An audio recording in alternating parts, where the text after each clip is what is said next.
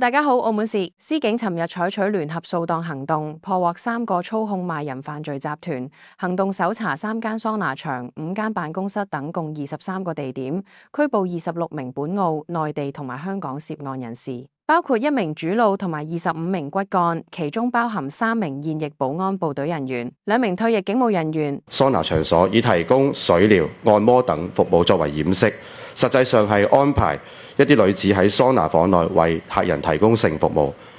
並且要佢哋提供相關嘅作業用品，包括安全套、漱口水同埋潤滑劑等。而每次性交易嘅金額約為2000到8000元澳門幣。調查顯示，涉案桑拿場所會根據女子嘅國籍啦，同埋提供嘅服務而訂定評級同埋收費標準。而女子每次嘅性交易可獲得1000至2000元澳門元嘅肉金。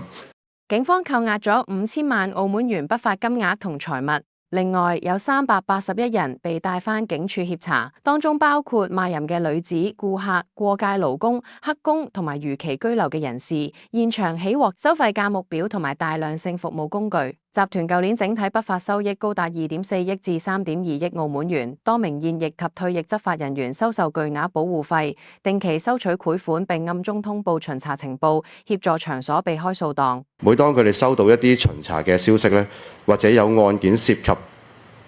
案嘅桑拿場所或者相關人士咧，佢哋會透過一啲秘密嘅通訊聯繫，互相協定同埋暗語溝通。並且會想辦法去拆解有關嘅犯罪事實。根據披露，涉案人員累計收取賄款金額到8萬元，共有3個犯罪組織每月向涉案警員提供保護費。其中 A 犯罪組織每月分別向保安部隊人員提供唔少於30萬港元，向退休司警人員提供唔少於15萬港元。B 犯罪組織每月分別向保安部隊人員提供唔少於10萬港元，向退休司警人員提供唔少於15萬港元。C 犯罪組織每月向保安部隊人員提供唔少於7萬港元。涉案人士分別被控有組織犯罪、操控賣淫、受賄等多項罪名。關注澳門事，了解身邊事。多謝收睇，拜拜。